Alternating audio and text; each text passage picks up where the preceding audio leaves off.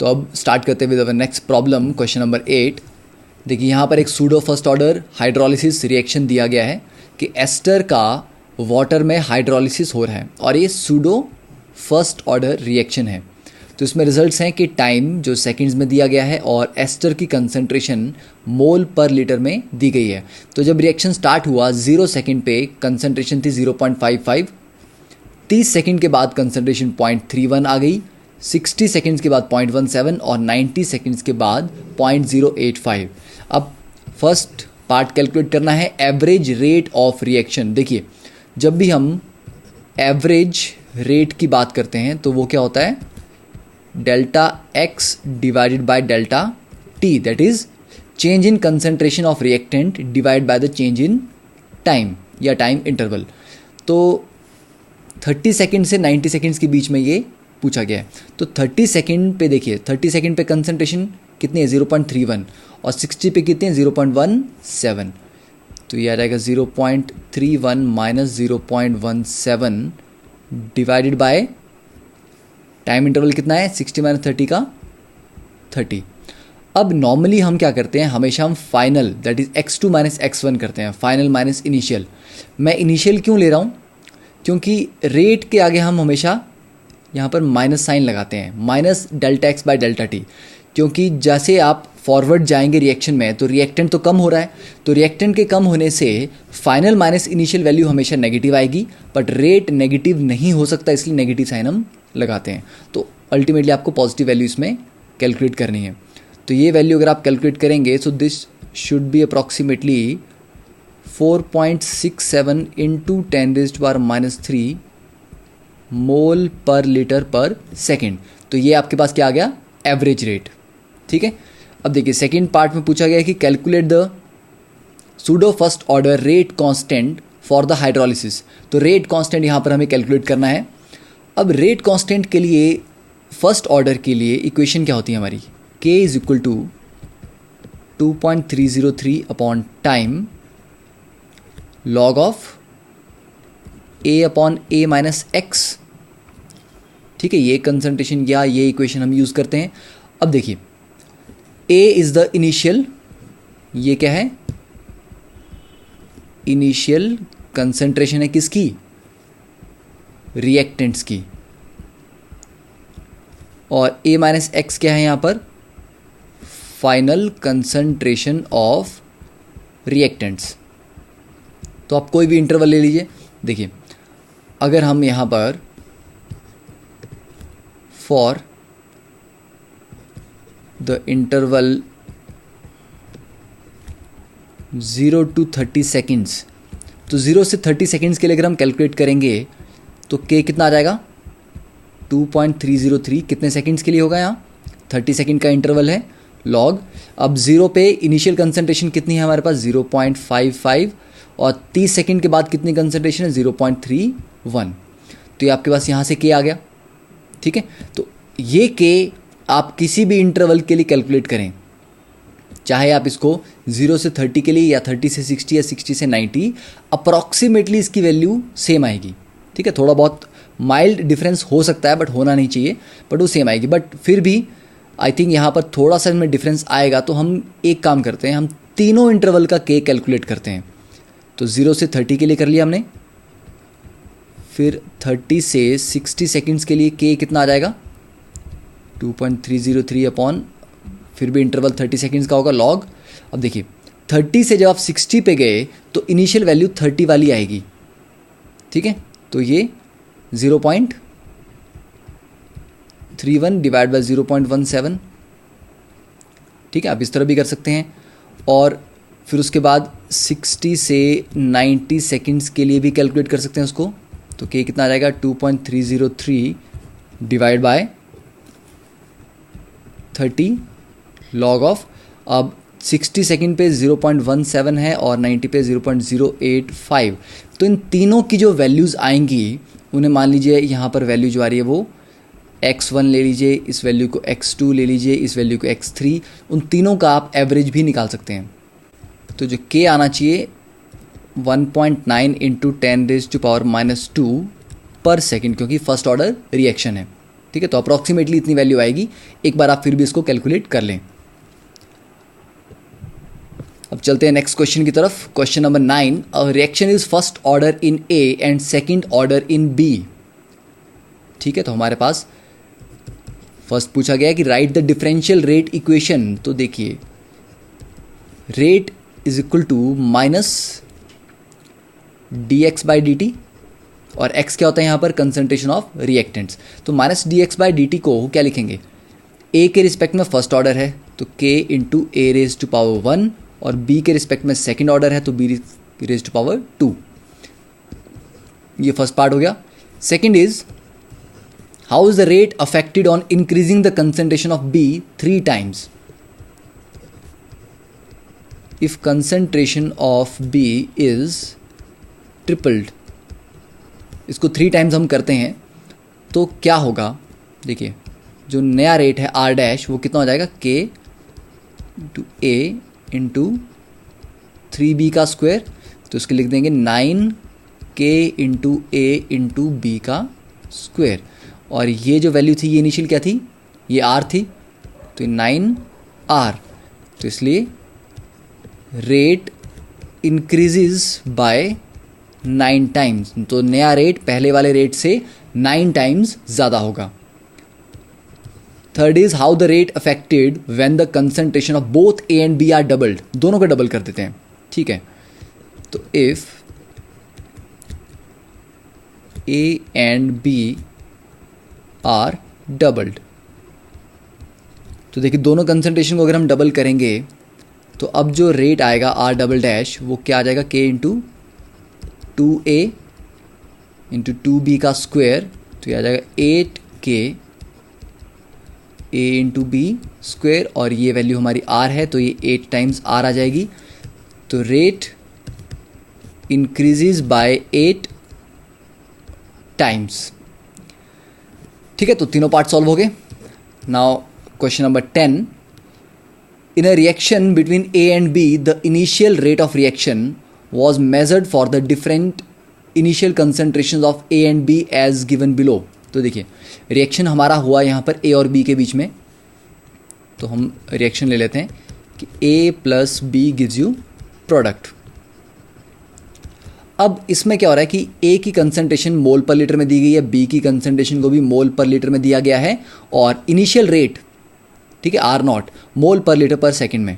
तो देखिए जब ए की कंसंट्रेशन 0.20 है और बी की कंसंट्रेशन 0.30 है तो रेट है 5.07 इंटू 10⁻⁵।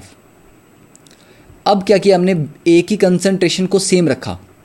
देखिए इस तरह के क्वेश्चंस को अगर आप न्यूमेरिकली इनका सॉल्यूशन देखें तो कईयों ने बहुत कॉम्प्लिकेटेड तरीके से सॉल्व किया है, बट अगर आप बेसिकली देखें तो आपको करना क्या है इस क्वेश्चन में, आपको एक की कंसंट्रेशन को कांस्टेंट रख के दूसरे को चेंज करना है। ठीक है, तो मान लीजिए ए की कंसंट्रेशन को हम कांस्टेंट रखते हैं, बी को मैंने डबल किया और रेट भी डबल हो गया, तो अगर बी के डबल करने से रेट जस्ट डबल हो रहा है तो बी के रिस्पेक्ट में ऑर्डर क्या होगा, 1। अगर बी को डबल करने से रेट 4 गुना हो रहा है तो मतलब स्क्वायर हो रहा है उसका, क्यों उसको हम डबल कर रहे हैं पर रेट 4 गुना हो रहा है, तो b के रिस्पेक्ट में ऑर्डर कितना हो जाएगा, 2। अगर b को डबल करने से रेट 8 गुना हो रहा है तो इसका मतलब हुआ कि रेट कितना है या ऑर्डर कितना है b के रिस्पेक्ट में, 3 है। तो वही आपको करना है। तो फर्स्ट केस क्या होगा, फर्स्ट देखिए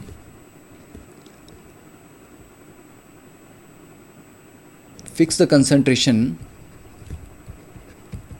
इज इक्वल टू 0.2, तो a को हमने देखिए 0.2 ही लिया हमने, और B की कंसंट्रेशन को 0.3 से 0.1 ले गए हम। ठीक है, and B is reduce to 1/3। ठीक है, तो 0.3 इनिशियली था उसको 0.1 ले गए, तो उसको 1/3 करने से रिएक्शन पे कोई फर्क पड़ा नहीं, कोई फर्क नहीं पड़ा, क्योंकि R नॉट की वैल्यू अभी भी उतनी है। ठीक है, तो B is reduce to 1/3 but R not was not affected. So rate doesn't depend on B. तो मतलब इसका रेट ऑफ रिएक्शन जो है वो बी पे डिपेंड नहीं करता है, ठीक है। तो बी के रिस्पेक्ट में कितना हो गया, 0 ऑर्डर। अब देखिए सेकेंडली अब क्या करते हैं हम, बी के रिस्पेक्ट में तो वेरी कर ही नहीं रहा है, तो बी को भूल जाइए कि बी की कंसंट्रेशन बढ़ रही है या घट रही है। सेकेंड पार्ट में क्या किया हमने, concentration of A is doubled from 0.2 to 0.4, ठीक है। तो यहाँ पर देखिए, यहाँ पर हमने 0.2 से इसको 0.4 डबल कर दिया है, बट इसको डबल करने से क्या रेट जस्ट आपका डबल हो गया, नहीं, जस्ट डबल तो हमें यहाँ नहीं लग रहा, ठीक है, क्योंकि 1.43 इंटू 10⁻⁴, 5.07 इंटू 10⁻⁵ का डबल नहीं है, ठीक है। तो आप क्या रिलेशन है उनके बीच में, इसको कैलकुलेट करने के लिए कर सकते हैं। देखिए हमें ये पता है कि rate is equal to k into concentration A raise to power x और बी रेज टू पावर 0, क्योंकि बी के रिस्पेक्ट में 0 ऑर्डर है, तो k into A raise to power x, ठीक है, इतना हम लिख सकते हैं। तो इसका मतलब हुआ कि दो डिफरेंट रेट की वैल्यूज़ जो दी गई हैं उनको अगर हम यूज़ करें तो 5.07 into 10⁻⁵ divide by 1.43 into 10⁻⁴ is equal, देखिए ये क्या किया मैंने, रेट 1 अपॉन रेट 2, तो वैसे ही कितना आ जाएगा ये के, तो दोनों बराबर होंगे, ठीक है। मैं यहाँ पर जो इक्वेशन यूज़ कर रहा हूँ वो मैं कर रहा हूँ rate 1 divide by rate 2 is equal to k, तो बराबर होगा, तो के कैंसिल हो जाएगा, तो ए की इनिशियल कंसंट्रेशन A1x अपॉन ए की फाइनल कंसंट्रेशन x। तो इनिशियली ए कितना था जब रेट हमारा 5.07 है, ए हमारे पास था यहाँ पे 0.2 raise to power x upon 0.4 raise to power x। तो इसको आप उल्टा करके भी लिख सकते हैं, ठीक है, 1.4 को ऊपर ले जाएं और 0.4 को ऊपर ले जाएं, तो इसको आप ऐसे कर सकते हैं कि 1.43 into 10⁻⁴ divide by 5.07 into 10⁻⁵ is equal to 0.4 raise to power x upon 0.2 raise to power x। तो यहाँ से ये कितना आ जाएगा, 2 raise to power x।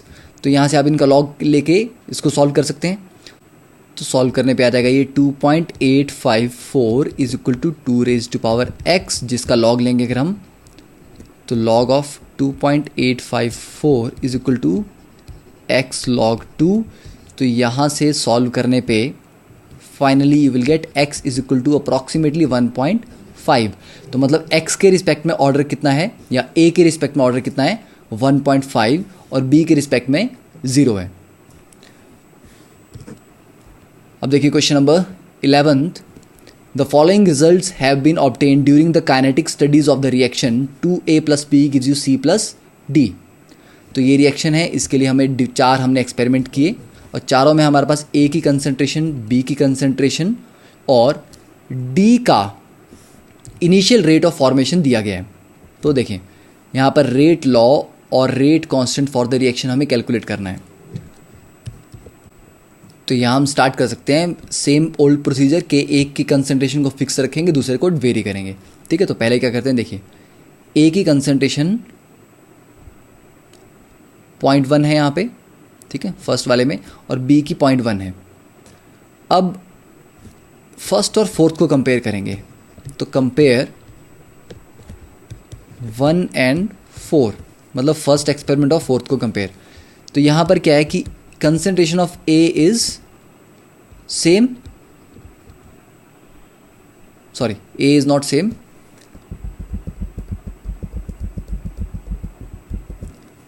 concentration of A is increased 4 times, concentration of B is constant। तो B को constant रख के A को 4 टाइम्स हमने कर दिया यहाँ पे। तो A को 4 टाइम्स करने से रिएक्शन पे क्या फ़र्क पड़ा, 6 इंटू 10⁻³ से 2.4 इंटू 10⁻² चला गया। मतलब अगर 6 को 4 से मल्टीप्लाई करेंगे आप तो 24 आएगा, ठीक है, तो वो आ जाएगा 2.4 इंटू 10⁻²। तो यहाँ पर क्या हो रहा है, रेट इंक्रीजेज बाय 4 टाइम्स। तो ए को 4 गुना आपने किया, रेट भी 4 गुना हो गया, इसलिए order with respect to A is 1, A के रिस्पेक्ट में फर्स्ट ऑर्डर है। अब क्या करना है आपको, अब ए को कांस्टेंट आपको करना है। अब देखिए 2 और 3 को कंपेयर, 2 एंड 3, तो 2 और 3 को कंपेयर करेंगे तो ए फिक्स है यहाँ पे, तो concentration of A is constant और बी डबल हो रहा है, बी इज डबल्ड, ठीक है। 2 से ये 0.2 से 0.4 पे जा रहा है। अब यहाँ पर ऑर्डर कैसा हो रहा है, 7.2 इंटू 10⁻² से 2.88 इंटू 10⁻⁻1 पे ये चला गया, ठीक है। तो इसको आप ये भी लिख सकते हैं कि 28.8 इंटू 10⁻², तो कितना हुआ ये, 4 टाइम चला गया।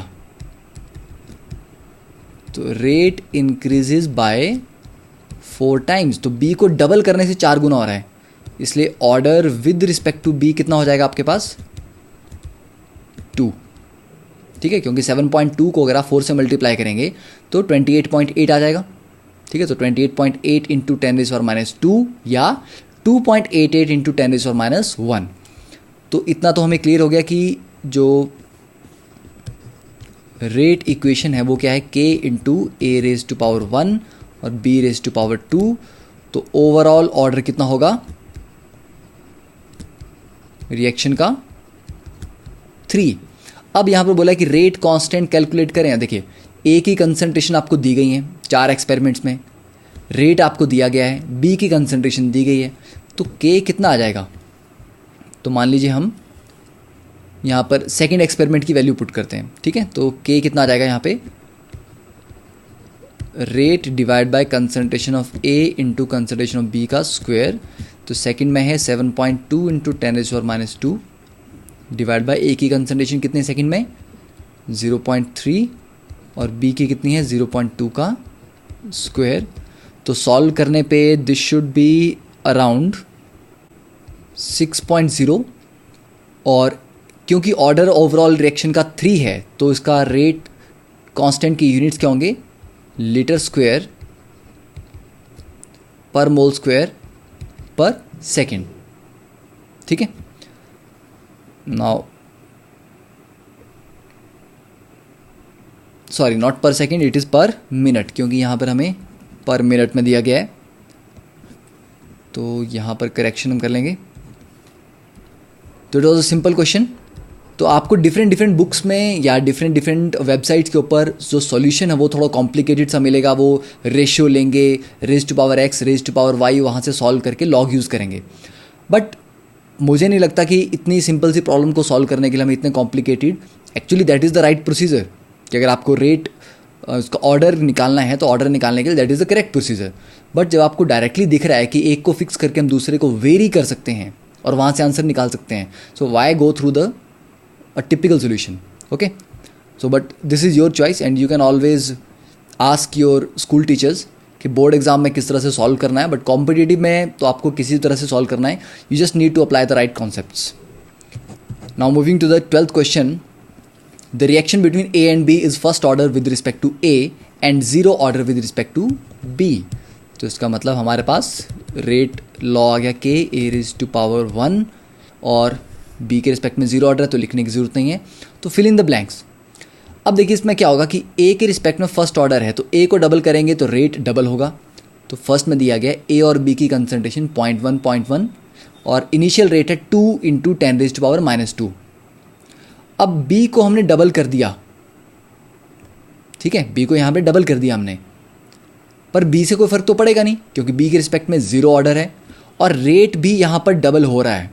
इसका मतलब अगर बी से फ़र्क नहीं पड़ता तो ए भी चेंज होना चाहिए। तो ए को कितना चेंज करेंगे हम कि रेट डबल हो जाए, ए को डबल करेंगे क्योंकि उसके रिस्पेक्ट में फर्स्ट ऑर्डर है। तो ए को डबल करेंगे तो ये आ जाएगा 0.2, ठीक है। अब देखिए नेक्स्ट में क्या है, 0.2 से यहाँ पर 0.4 चला गया, मतलब फिर हमने डबल कर दिया। बी से हमें कोई मतलब ही नहीं है क्योंकि बी के रिस्पेक्ट में वो जीरो ऑर्डर है। तो 0.2 से 0.4 करेंगे तो रेट भी डबल होगा। तो 4 से ये कितना हो जाएगा 8.0 इंटू 10⁻²। अब नेक्स्ट देखिए अब फिर से जो रेट आपका 2 × 10⁻⁻² ही है, तो बी से हमें कोई मतलब नहीं है, तो ए की कंसंट्रेशन उतनी ही होनी चाहिए जितनी यहाँ पर थी फर्स्ट एक्सपेरिमेंट में, तो ये 0.1 आ जाएगा। तो इस तरह से हम इसको फिल कर सकते हैं सारी की सारी values. Okay, now see the question number 13, calculate the half life of a first order reaction from the rate constants. देखिए बहुत सिंपल क्वेश्चन है। जो टी हाफ है that is equal to 0.693 divide by k. तो आपको 3 reactions के लिए के की वैल्यू दी गई है। तो फर्स्ट में आपका टी हाफ कितना आ जाएगा, 0.693 डिवाइडेड बाय 200, और ये पर सेकेंड ऊपर जाके सेकेंड्स में आ जाएगा। सेकेंड केस में जो टी हाफ है दैट इज 0.693 डिवाइडेड बाय 2, पर मिनट ऊपर जाके मिनट हो जाएगा। और थर्ड केस में T half is 0.693 divide bye 4 years, this is 3.47 seconds, 0.35 या 35 मिनट्स एंड 0.173 ईयर्स। ठीक है, तो डायरेक्टली फॉर्मूला अप्लाई करके आप आंसर निकाल सकते हैं।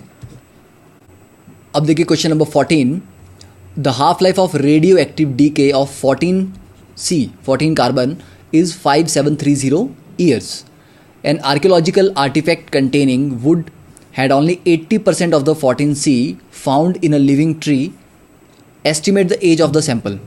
देखिए जो रेडियो एक्टिव डिसइंटीग्रेशन होती हैं वो सारी की सारी फर्स्ट ऑर्डर फॉलो करती हैं।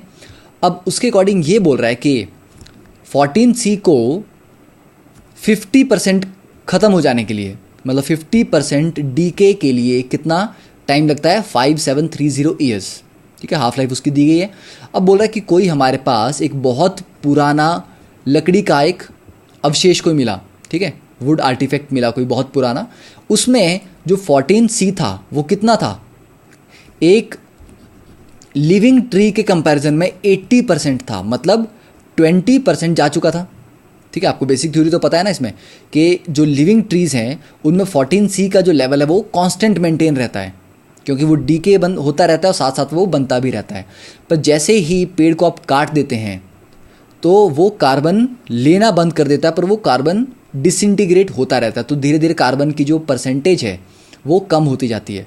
तो ये बोल रहा है कि ये वो कम होता होता 80% चला गया, तो उसको कितना टाइम लगा होगा 100% से 80% आने में।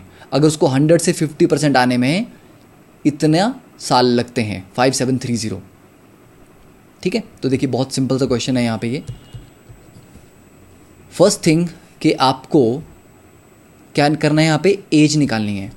तो time is equal to 2.303 upon k log A0 upon 80। ठीक है, तो यहाँ पर हमारे को क्या चाहिए, देखिए टाइम हमें निकालना है क्योंकि हमें एज का पता करना है। के हमें अभी पता नहीं है, हमें कैलकुलेट करना पड़ेगा। इनिशियल कितना होता है 14C, 100% मान लेते हैं। फाइनली कितना बचा, वो 80% बचा। तो A0 अपॉन 80 आपको पता है, के आपको कैलकुलेट करना है। अब के कैलकुलेट करने के लिए हम क्या यूज़ करेंगे, के इज़ देखिए 0.693 अपॉन टी हाफ, और टी हाफ 5730 हमें पता है, तो यहाँ ये इक्वेशन आ जाएगी 2.303 डिवाइडेड बाय। अब इसको भी कैलकुलेट मत कर लेना, क्योंकि जब क्वेश्चन में के पूछा ही नहीं गया है तो आप क्यों के को कैलकुलेट करेंगे, जस्ट इसको एज इट इज़ रहने दो।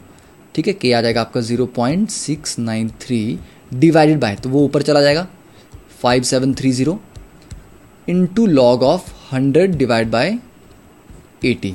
अब आप इसको एक ही बार सॉल्व कर सकते हैं, तो जो आपके पास टाइम आएगा that will be the age of the sample. तो सॉल्व करने पे ये आएगा अप्रॉक्सीमेटली 1845 ईयर्स। ठीक है, फिफ्थ क्वेश्चन, तो 15th क्वेश्चन में दिया गया है कि experimental data for the decomposition of N2O5, कि N2O5 डिकम्पोज कर रहा है। अब डिकम्पोजिशन में ये नहीं बताया कि ये फर्स्ट ऑर्डर है, ज़ीरो ऑर्डर है या सेकेंड ऑर्डर डिकम्पोजिशन है। तो गैस फेज में है एट 318 केल्विन और डिफरेंट टाइम पे कंसंट्रेशन की वैल्यू डिफाइन की है। ठीक है, कि 0 सेकेंड पे कंसंट्रेशन थी 1.63 इंटू 10⁻⁻²। क्यों? क्योंकि जो आपको दिया गया है वो है कंसंट्रेशन ऑफ N2O5 इंटू 10⁻²। तो कंसंट्रेशन ऑफ N2O5 निकालने के लिए इस वैल्यू को 10⁻² से मल्टीप्लाई करना पड़ेगा। तो ये इसमें आपने ध्यान रखना है। तो 0 से 400 से 800, तो डिफरेंट टाइम पे कंसंट्रेशन की वैल्यूज़ दी गई हैं। तो फर्स्ट क्वेश्चन भी उसी के ऊपर पूछा गया है, plot the concentration of N2O5 against time graph. तो आपको फर्स्ट में क्या करना है, यहाँ पर तो बहुत अच्छे से ग्राफ प्लॉट हम नहीं कर पाएंगे, तो आपको जस्ट यहाँ पर N2O5 की कंसंट्रेशन इंटू 10⁻² यही ले लीजिए और एक्स एक्सिस में टाइम ले ले। तो यहाँ 0 आ जाएगा, फिर 400, फिर 800। तो ग्राफ पेपर लेके उस पर आप 400, 800, 1200, 1600 टाइम को प्लॉट कर सकते हैं। और कंसंट्रेशन को देखिए, कंसंट्रेशन कितनी है, सबसे कम दी है 0.35 और सबसे ज़्यादा है 1.63। तो हम 0.2 का इंटरवल लेके चल सकते हैं, 0.2 फिर 0.4 फिर 0.6 इस तरह से। तो 1.6 पे जब आप पहुंचेंगे तो इस तरह से फिर आप एक ग्राफ आपका डिक्रीजिंग ट्रेंड में आएगा। ठीक है, तो इस तरह से आपको एक ग्राफ प्लॉट करना है यहाँ पे। Second is find T half for the reaction. अब क्योंकि हमें, देखिए फर्स्ट पार्ट हो गया, सेकंड पार्ट में क्योंकि हमें ये नहीं पता कि ये फर्स्ट ऑर्डर है या क्या है, तो हम यहाँ पर फॉर्मूला तो कोई अप्लाई कर नहीं सकते टी हाफ कैलकुलेट करने के लिए, हमें अब ग्राफ को ही यूज़ करना पड़ेगा। ठीक है, तो देखिए जो इनिशियल कंसंट्रेशन इंटू 100 दिया गया है वो है 1.63। तो आफ्टर टी हाफ, ठीक है, कितनी हो जानी चाहिए कंसंट्रेशन, 1.63 डिवाइड बाय 2। ठीक है, तो ये आ जाना चाहिए अप्रॉक्सीमेटली 0.815। ठीक है, इतना आ जाना चाहिए आपका। अब ये वैल्यू आपको ट्रैक करनी है यहाँ पे, ठीक है, ग्राफ पे, कि यहाँ से जब हम 1.63 से चले थे तो किस पॉइंट पे जाके अप्रॉक्सीमेटली, किस पॉइंट पे जाके कंसंट्रेशन की वैल्यू अप्रॉक्सीमेटली 0.815 आ रही है। ठीक है, जब मैं कंसंट्रेशन बोल रहा हूँ तो मेरा मतलब है कंसंट्रेशन मल्टीप्लाई बाय 100। तो जहाँ पर भी वैल्यू आएगी, अगर आप इसको थोड़ा ग्राफ बना के प्लॉट करेंगे तो इन graph we can find that concentration drops to 0.1815 at around 1450 second. तो 1450 सेकेंड के आसपास ये वैल्यू आप कितनी पहुंच जाएगी। तो आप एक अप्रॉक्सीमेट वैल्यू दे सकते हैं टी हाफ के लिए। ओके, तो ये हमने यहाँ पर कर दिया। Third is draw a graph between log of N2O5 and time. ठीक है, तो लॉग ऑफ N2O5 को हमें कैलकुलेट करना पड़ेगा यहाँ पे।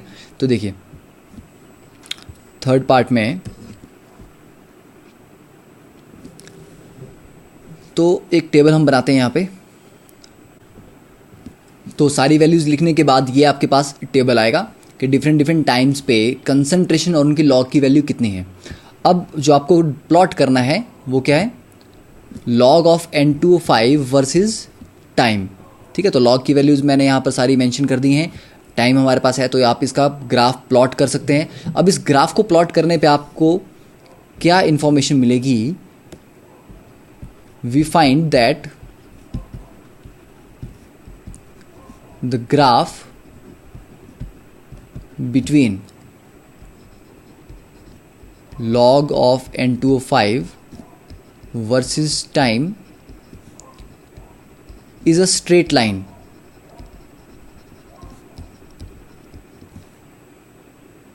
Okay, with negative slope।